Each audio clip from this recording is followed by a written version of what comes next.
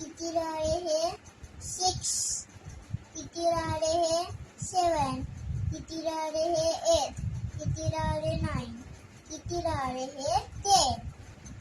तर पूर्ण मिळून झाले 10. आपल्याला बस 10च लिहायचे होते.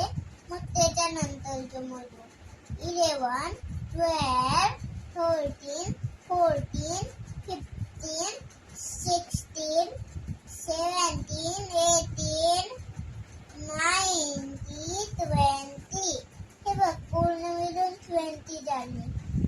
1, 2, 3, 4, 5, 6, 7, 8, 9, 10, 11, 12,